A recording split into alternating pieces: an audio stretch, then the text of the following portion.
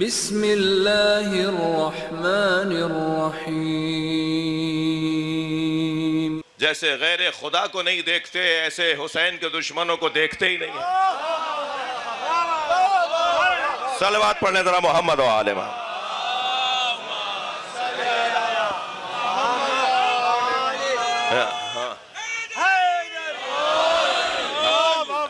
ہمارے نزدیک ہمارا انداز ہی کچھ اور ہے، ہمارا ذوق ہی کچھ اور ہے۔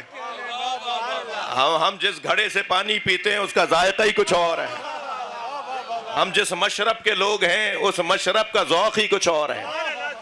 اگر صرف حسینیوں کو سمجھ لیا ہوتا تو امت نجات پا جاتی، اور آج بھی نجات کا رستہ حسینی ہی عطا کر رہے ہیں۔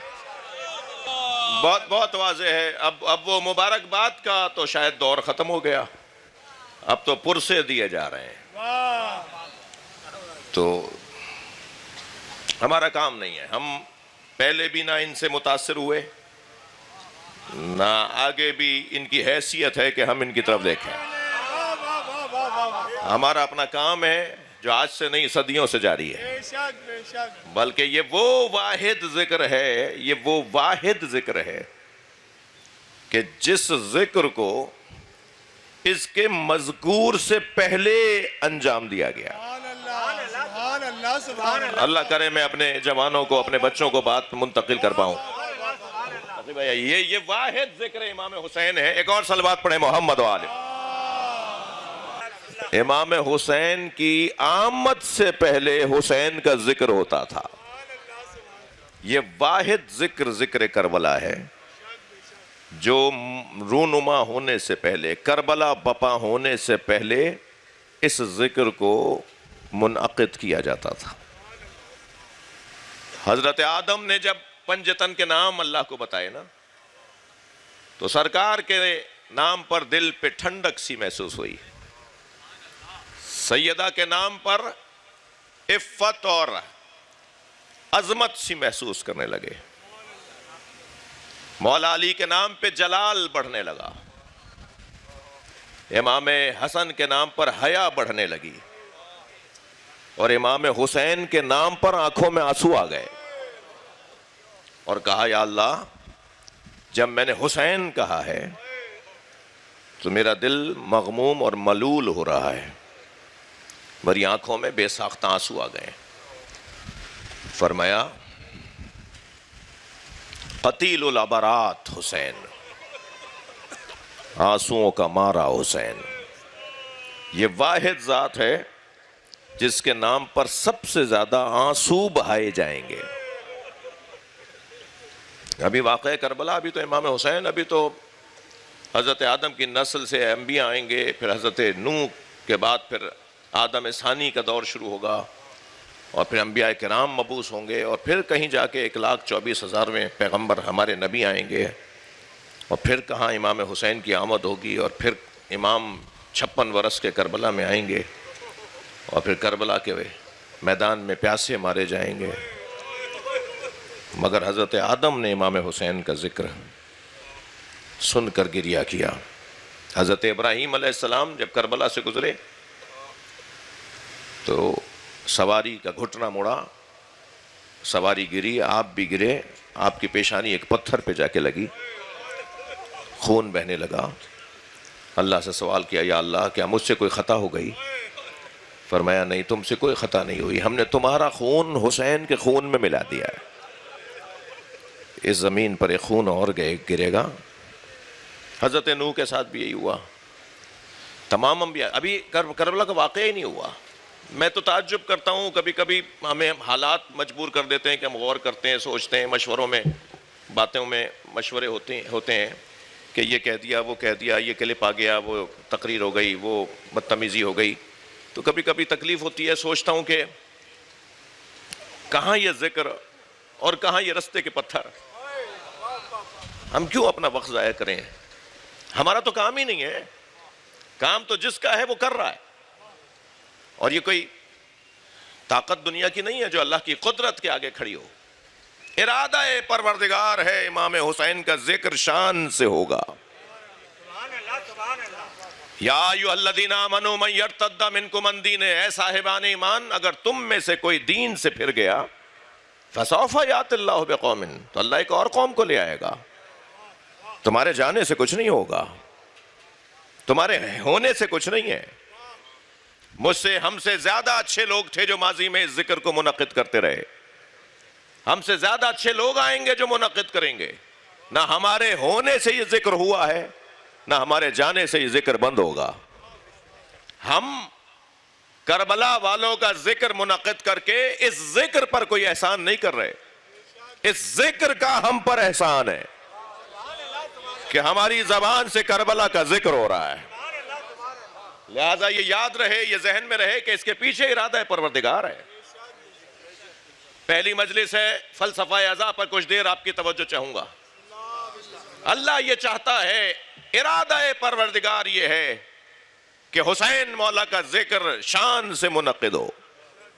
ارادے کی دو قسمیں ہیں، ایک ارادہ تشریعی ہے اور ایک ارادہ تکوینی ہے. ارادہ انما یرید اللہ لیذھب عنکم الرجس اہل البیت، یہ ارادہ ہے نا اللہ کا. اللہ کا ارادہ ہے کہ اہل بیت ہر برائی کو آپ سے دور رکھے.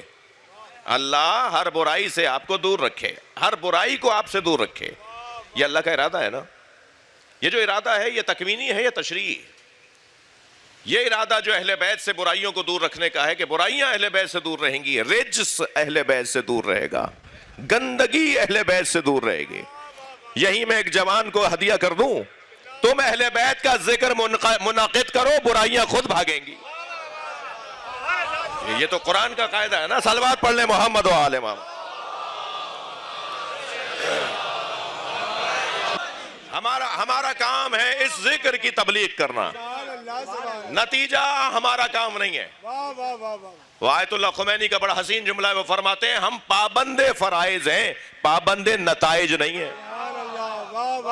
ہم اپنا کام کریں، نتیجہ دینے والا اللہ خود جانتا ہے کہ نتیجہ کیا نکلے گا.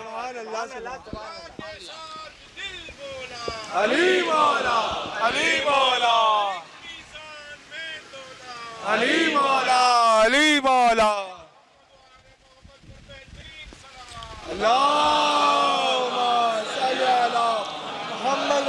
ماشاءاللہ پہلی مجلس میں ہی بھرپور مجمع ہے. ایک اور بلند صلوات. اللہم صلی علی محمد وآل محمد. ارادہ پروردگار، اللہ کا ارادہ یہ ہے کہ وہ اس ذکر کو محفوظ رکھے گا. سبحان اللہ، سبحان اللہ. ارادے کی دو قسمیں ہو گئیں. تھوڑا سا مجھ سے فلسفہ سن لیجئے. بسم اللہ. ارادے کی دو قسمیں ہو گئیں. علم کلام کی بحث بھی یہی ہے، ارادہ تکوینی اور ارادہ تشریعی. بسم اللہ.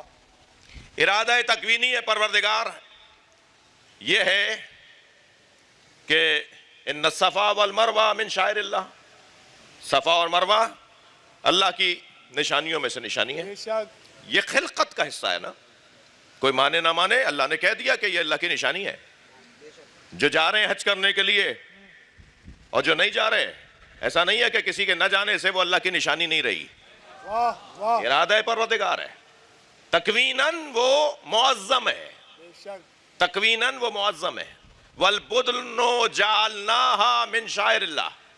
اور یہ قربانی کا جو جانور ہے، جو اب سے کچھ پہلے منڈی میں کھڑا تھا اور آپ نے مثلا 9 ذی الحج 8 ذی الحج کو جا کر اس کا یہ رقم ادا کیا اور اس کو لے کر باہر آئے، تو جیسے ہی آپ نے نیت کی، واہ سبحان اللہ. نیت سے پہلے وہ عام جانور تھا، اب وہ اللہ کی نشانی ہو گیا. سبحان اللہ، سبحان اللہ. واہ واہ واہ واہ. یعنی ایک لمحے میں وہ اللہ کی نشانی ہو گیا. واہ واہ واہ. یہاں آپ نے ادائیگی کی، وہاں نیت کی کہ یہ جانور قربان کروں گا میں. جیسے ہی نیت کی، والبدن جعلناہا من شعائر اللہ. سبحان اللہ. قرآن کہہ رہا ہے یہ قربانی کا جانور، اللہ اعلان کر رہا ہے کہ یہ قربانی کا جانور اللہ کی نشانیوں میں سے نشانی ہے. بے شک. یعنی ہم نے ہی طے کیا اور اللہ کی نشانی ہو گئی. واہ. جسے ہم طے کریں کہ یہ قربانی کا جانور ہے تو وہ اللہ کی نشانی ہو گئی. واہ. یہ کتنا حسین قاعدہ ہے پروردگار عالم کی طرف سے. اس کا مطلب یہ ہوا کہ الاعمال بالنیات. شک بے شک اعمال کا دار و مدار نیتوں پر ہے. بے شک. یہاں تم نے نیت کی, وہاں تمہارے عمل کی خوبصورتی بڑھنا شروع ہو گئی. واہ واہ واہ. اچھا, نیتوں کے بارے میں تو وہی جانتا ہے نا جو سینوں کا حال جانتا ہے. اچھا, کچھ لوگ ہیں جو دکھاوے کے لیے, بناوٹ کے لیے, ریاکاری کے لیے کام کر رہے ہوتے ہیں. انہیں بھی اللہ جانتا ہے کہ یہ کس نیت سے ایسا کر رہے ہیں, اور جو اللہ کی خاطر ایسا کر رہے ہوتے ہیں انہیں بھی اللہ جان رہا ہوتا ہے, انہیں بھی اللہ جانتا ہے کہ یہ کس نیت سے کر رہے ہیں. تو اب یہ قربانی کا جانور, اور اب مسلمانوں کے ہاں اور تعلیمات اسلامی کے اندر یہ لکھا ہوا ہے کہ یہ جانور شفاعت کرے گا. اچھا, کیوں؟ اس لیے کہ اسے تم نے اللہ سے منسوب کر دیا. واہ واہ. اگر جانور, پتھر, حیوان اللہ سے منسوب ہو جائے تو وہ تمہیں جنت میں لے جائے گا. واہ واہ واہ واہ. یہ تو بہت مشہور بات ہے نا جو میں کر رہا ہوں, کوئی نئی بات تو نہیں ہے. صلوات پڑھیں ذرا محمد والے. واہ صلی علی محمد والے. یعنی یہ جانور جو اللہ سے منسوب کر دیا گیا وہ شفاعت کرے گا, وہ جنت میں لے جائے گا, وہ بخشش کروائے گا. ایسا ہی ہے بھائی. جو ہم پر طعنا اور تشنیع کرتے ہیں, پوری قوم کو کچھ نہ کچھ امام حسین کی شبیہ ذوالجناح سے متعلق چپتے ہوئے جملے کہتے ہیں, میں ان سے ایک جملہ کہنا چاہتا ہوں. یہ مسلمان انسان سے بڑھ کر تو تعظیم والا کوئی وجود ہی, مخلوق ہی نہیں ہے, اور پھر انسانوں میں مسلمان سے بڑھ کر کوئی نہیں ہے, اور پھر مسلمانوں میں مومن سے بڑھ کر کوئی نہیں ہے, اور پھر مومنین میں متقی سے بڑھ کر کوئی نہیں ہے. یہی کیفیات ہے نا, یہی درجے ہیں نا. یہ جو سب سے زیادہ معظم لوگ ہیں, محترم لوگ ہیں, اتنے بڑے لوگ, اور ان میں متقیوں میں سب سے زیادہ سجے ہوئے متقی کون ہیں؟ صحابہ کرام. تھوڑا گردن ہلا دینا میری بات جائے تو. بھائی متقیوں کی جو جلوے تھے, متقیوں کے جو منظر تھے, ان میں سے ایک منظر ہے صحابہ کرام. اب سارے صحابہ نبی کی اونٹنی کے پیچھے چل رہے ہیں, جہاں یہ بیٹھے گی نبی اسی گھر میں ٹھہریں گے. یعنی اگر میں یوں کہہ دوں کہ سارے مسلمانوں کا فیصلہ ایک جانور کر رہا ہے, تو کیا جواب ہے اس کا؟ جواب یہ عام جانور نہیں ہے. جس پہ نبی بیٹھ جائے وہ تمہاری تقدیر بدل دیتا ہے. جس کے وجود میں نبی کا خون ہے اسے حسین کہتے ہیں.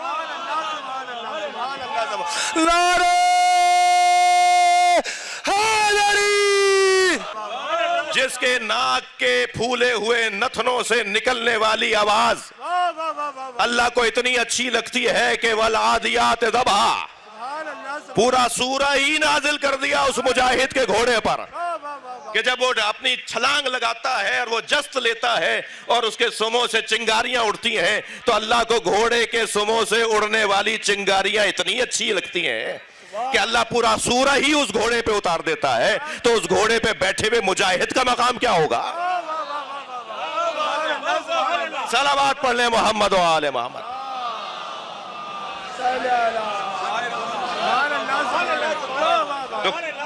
تو کچھ ایسی وجود ہیں جو تکویناً معظم ہیں, کچھ ایسی ہستیاں ہیں جو تکویناً معظم بنائی گئی ہیں, جن کا وجود ہی تعظیم کے لیے بنایا گیا ہے. اور کچھ ہستیوں کے لیے کہا کہ وَمَن يُعَظِّمْ شَعَائِرَ اللَّهِ فَإِنَّهَا مِن تَقْوَى الْقُلُوبِ. جو اللہ کی نشانیوں کی تعظیم کرتے ہیں, ان کا یہ تعظیم کرنا انہیں معظم بنا دیتا ہے. اچھا, اب کیسے پتا چلے کہ یہ اللہ کے نزدیک بھی معظم ہیں یا نہیں؟ قرآن نے قاعدہ یہ دیا کہ اللہ کی نشانیوں کی تعظیم کرنے والے معظم ہیں. عبادت اور ہے, تعظیم اور ہے. بات جا رہی ہو تو گردن ضرور ہلانا. عبادت صرف اللہ کی ہے, تعظیم ہر اس وجود کی ہے جو اللہ کا پتہ بتاتا ہو. لہذا والدین کی تعظیم کیوں ہے؟ اس لیے کہ والدین اللہ تک پہنچاتے ہیں. اس ماں نے ہی تو بتایا تھا ہمیں کہ نماز کیسے پڑھتے ہیں. اس مجلس میں ہم اماں کی وجہ سے تو بیٹھے ہیں, ابا سے پہلے اماں کی وجہ سے بیٹھے ہیں. اس لیے کہ ہماری ماں اس دور میں بھی ہمیں مجلس میں لے جاتی تھی جب اب ہم دنیا میں آئے نہیں تھے, اور ہم دنیا میں آنے سے پہلے کے حسینی ہیں.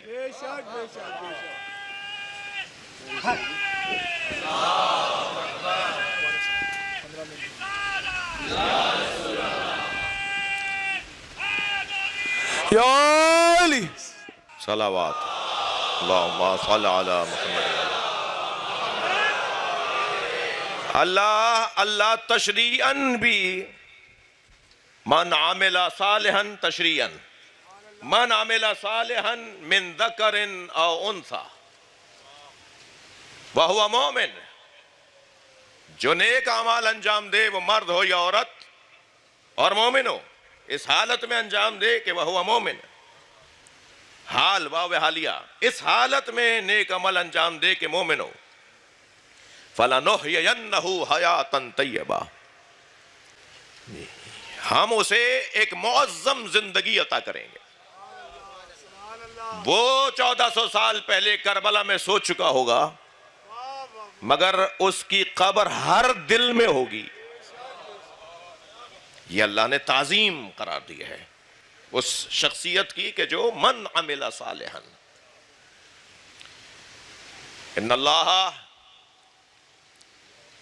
الذین آمنوا وعملوا الصالحات، سورہ نساء 148، ان الذین آمنوا وعملوا الصالحات سیجعل لهم الرحمن ودا، جو نیک اعمال انجام دینے والے لوگ ہیں، جو عمل صالح اور ایمان کے جلوے دکھانے والے لوگ ہیں، اللہ لوگوں کے دلوں میں ان کی محبت ڈالتا ہے۔ یہ جو لوگوں کے دلوں میں محبت کسی کی آتی ہے، یہ پیسے سے نہیں خریدی جاتی، یہ کسی پروپیگنڈے، کسی تشہیر، کسی پروٹوکول یا کسی دکھاوے یا کسی تشہیر کا حصہ نہیں ہے۔ یہ محبت اللہ دل میں ڈالتا ہے۔ میرے اور آپ کے دل میں، ہمارے دل میں جو مولا کی محبت ہے، یہ اللہ نے ڈالی ہے، اور قاعدہ تو سرکار نے دے دیا، من احب حسینا، جو حسین سے محبت کرتا ہے، فقد احب اللہ، اللہ اسی سے محبت کرتا ہے، اللہ اسی سے کرتا ہے محبت۔ یہ تکوینی، یہ تشریعی کیفیات ہے، یہ معجزہ ہے جس عزاداری کہتے ہیں۔ یہ امام حسین کے نام پر جو مجمع لگتا ہے، بعد از خدا، اللہ کے بعد، اللہ کے علاوہ سب سے بڑا مجمع اگر کسی کی محبت میں جمع ہوتا ہے تو اسے حسین کہتے ہیں۔ کیوں؟ اس کے پیچھے ارادہ ہے، اس کے پیچھے اللہ کے منصوبے ہیں۔ یہ حادثہ نہیں ہوا ہے، یہ اتفاقاً نہیں ہوا ہے، یہ واقعہ تصادفاً نہیں ہوا ہے، اس واقعے کے پیچھے ارادہ پروردگار ہے۔ یہ کچھ طے شدہ کام ہوا ہے، یہ منصوبتاً ہوا ہے۔ جب امام حسین نبی کی گود میں لا کے دیے گئے تو سرکار نے اپنے بچے کو اپنے ہاتھ میں لے کر وہ دعا فرمائی جو حضرت ابراہیم نے حضرت اسماعیل کو گود میں لے کے فرمائی تھی، ربنا فاجعل افئدة من الناس تهوی الیہم۔ یہ قرآن ہے یہ، یا اللہ لوگوں کے دلوں کو میرے حسین کی طرف موڑ دے۔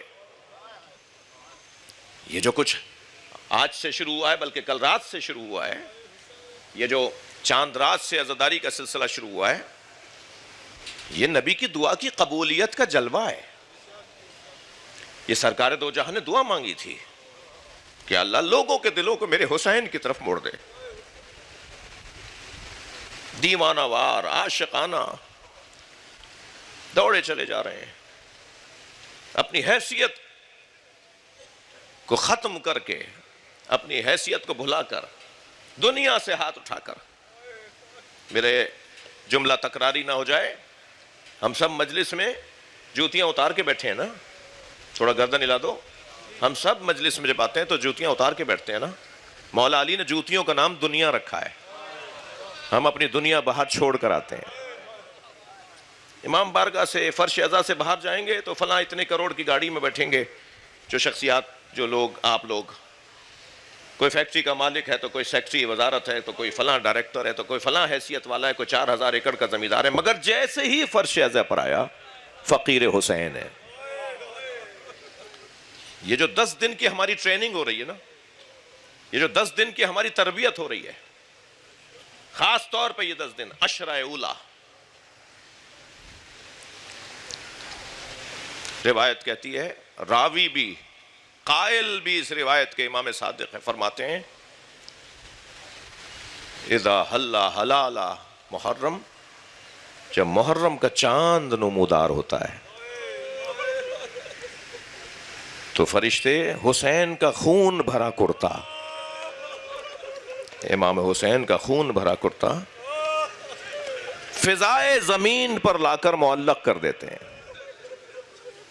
یہ جو زمین کے اوپر جو آسمان ہے نا، زمین کے ساتھ جڑا ہوا جو آسمان ہے، زمین کے اوپر فضائے زمین میں لا کر اس حسین مولا کے کرتے کو، وہ حسین مولا کا خون بھرا کرتا، اور جیسے یہ کرتا ویزا ہوتا ہے مومنین کے دل ٹوٹنا شروع ہو جاتے ہیں، عزاداروں کے دل بجھنا شروع ہو جاتے ہیں. میں آج کی مجلس میں اسی طرح کی گفتگو کرتا ہوں. میرے جو مستقل سننے والے ہیں وہ جانتے ہیں کہ یہ پہلی تاریخ فلسفہ عزا پر اس بچے کو دلیل دینا، یہ جو میرا سنی بچہ آیا ہوا ہے، یہ جو ہمارا کبھی کبھی مجلس میں آیا ہوا جوان ہے، وہ جو سال بھر تنقیدیں سنتا ہے، اس کے پاس کوئی دلیل ہونا.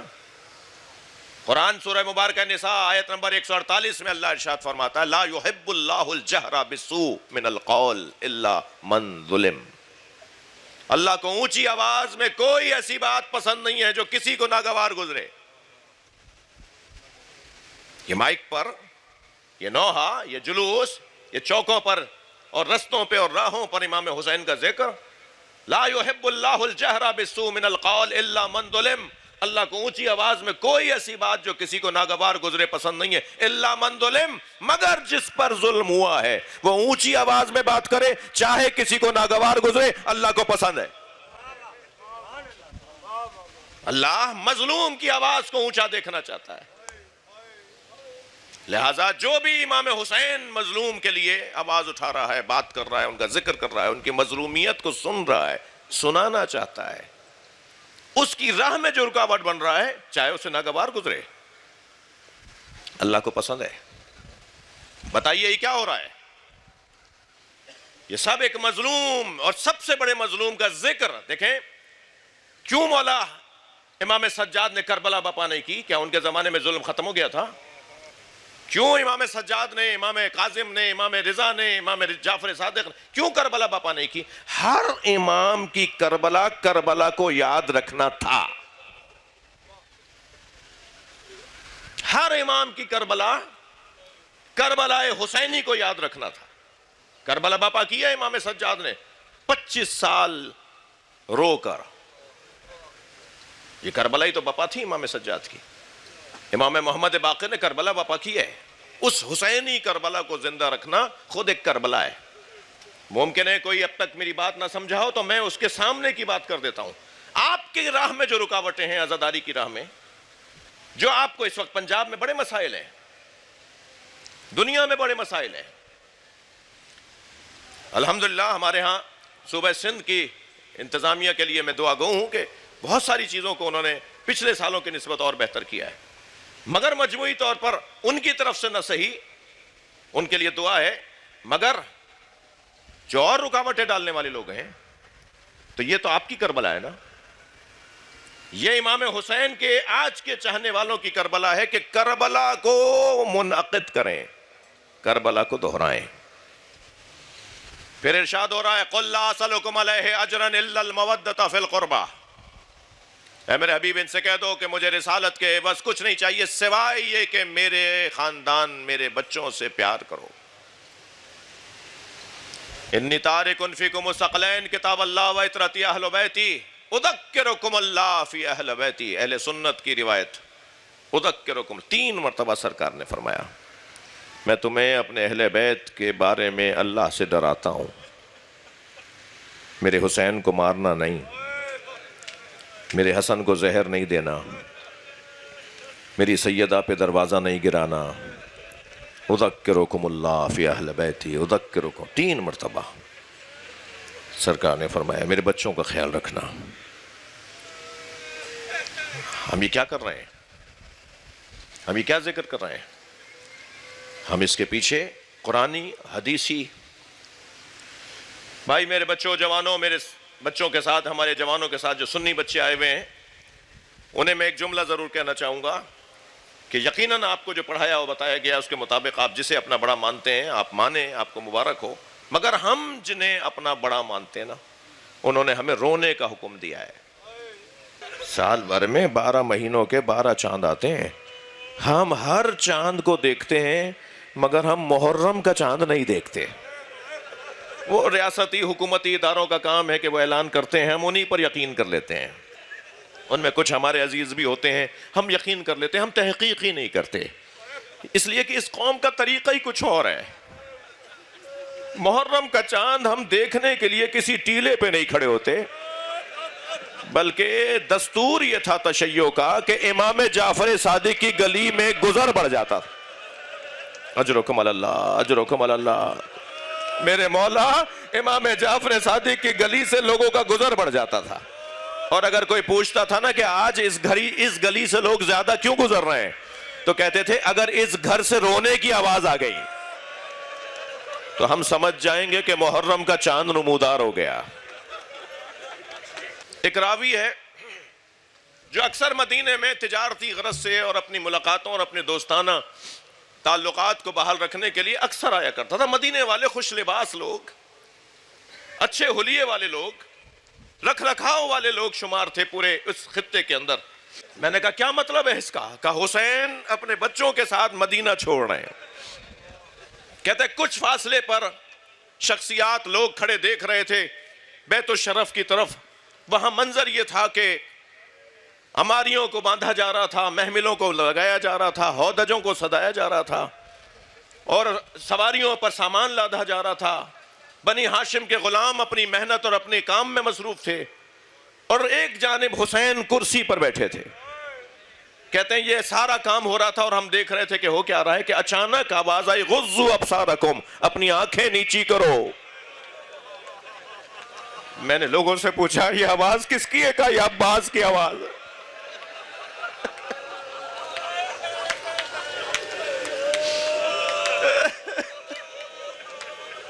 کہا یہ عباس, ابو الفضل العباس کی آواز ہے. کا ماجرا کیا ہے؟ ماجرا یہ ہے کہ گھر سے بیویاں برآمد ہو رہی ہیں. رونے والوں, ایک بیوی برآمد ہوئی تو چند جوانوں نے حلقہ لگا کر اس بیوی کو محمل تک پہنچایا, مگر جس جوان نے سہارا دے کر بٹھایا وہ قاسم تھے. تو یقیناً یہ امام حسن کی زوجہ ہیں. کچھ دیر کے بعد ایک اور بیوی باہر آئی جس کو پھر جوانوں نے حلقہ دیا اور اسے محمل میں بٹھایا, مگر محمل میں بٹھانے والا جو شخص آگے بڑھا وہ علی اکبر تھا. تو یقیناً یہ جناب ام لیلہ ہے. کچھ دیر کے بعد ایک اور بیوی آئی, جوانوں نے حلقہ بنایا اور محمل میں بٹھایا, مگر اس بیوی کو بٹھانے والا جو جوان آگے بڑھا وہ زین العابدین تھا. اجرکم اللہ, اجرکم اللہ. ہو گیا نہ گریا. پھر ایک مرتبہ اچانک آواز حسین زینب آ رہی ہے. امام نے اپنی کرسی چھوڑی, وہاں سے وہ جوان دوڑا, وہاں سے وہ جوان, اور سارے بنی ہاشم کے جوانوں نے مل کر ایک بی بی کے گرد حلقہ باندھا. اجرکم اللہ, اجرکم اللہ. اللہ کرے پوری روایت پڑھ سکوں, اللہ کرے میں آج یہ پوری روایت پڑھ سکوں. سارے جوانان بنی ہاشم نے حلقہ باندھا اور امام حسین ساتھ ساتھ چل رہے ہیں کہ ایک مرتبہ پیچھے پیچھے ایک عصا ہاتھ میں تھامے بی بی, آواز آئی یا ابا الفضل. تو جیسے ہی عباس کو کسی نے آواز دیا, مولا نے مڑ کے دیکھا, وہ بی بی ام البنین آواز دے کر کہا یا عباس یا ابا الفضل ہذہ ودیعۃ فاطمہ, یہ فاطمہ کی نشانی ہے. ہذہ ودیعۃ مولائی امیر المومنین, یہ زینب علی کی نشانی ہے.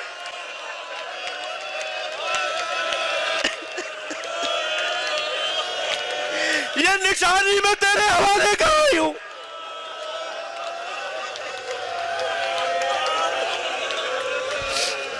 اجرکم اللہ, اجرکم اللہ.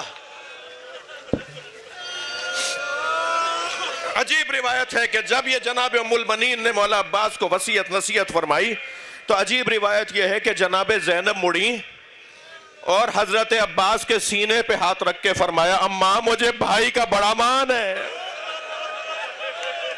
اماں مطمئن رہو عباس مجھ سے غافل نہیں ہے.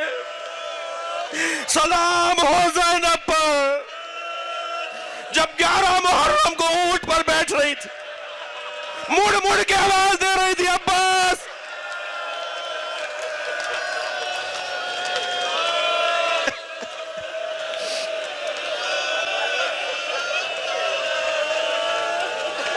اللہ لعنت اللہ۔ میرے عزیز کو مجھے اشارہ کر رہے ہیں کہ کچھ اور پڑھیں۔ کچھ عزادار ہیں، میرے عزیز سے مراد میرے سب عزیز ہیں آپ، کچھ عزادار ہیں جو ہاتھ جوڑ کے کہہ رہے ہیں کچھ اور بھی تو بتائیں۔ محملیں تیار ہو گئیں، زینب کو حسین نے بٹھایا، قافلہ چلا۔ قافلہ بھی کچھ چلا تھا کہ مولا عباس گھوڑا دوڑائے ہوئے قریب آئے۔ مولا حسین سے کہا مولا ہمارے قافلے کے پیچھے ایک چھوٹا سا قافلہ چل رہا ہے۔ امام نے فرمایا عباس پوچھا یہ کون لوگ ہیں؟ کہا مولا صحابی رسول حضرت عبداللہ ابن عروہ غفاری رضی اللہ تعالیٰ عنہ ہیں۔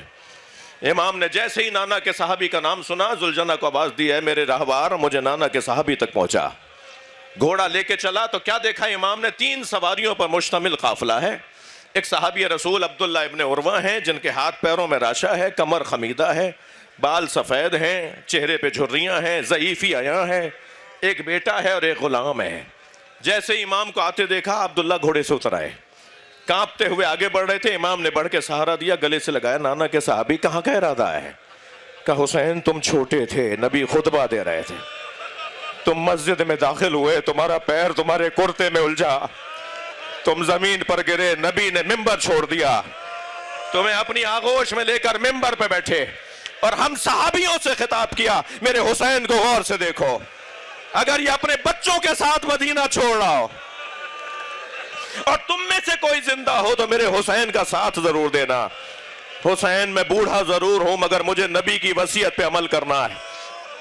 اجر و کمل اللہ ہو گئی مجلس عزادارو۔ صحابی رسول کہتے ہیں حسین میں ضعیف ضرور ہوں مگر مجھے نبی کی وصیت پہ عمل کرنا ہے۔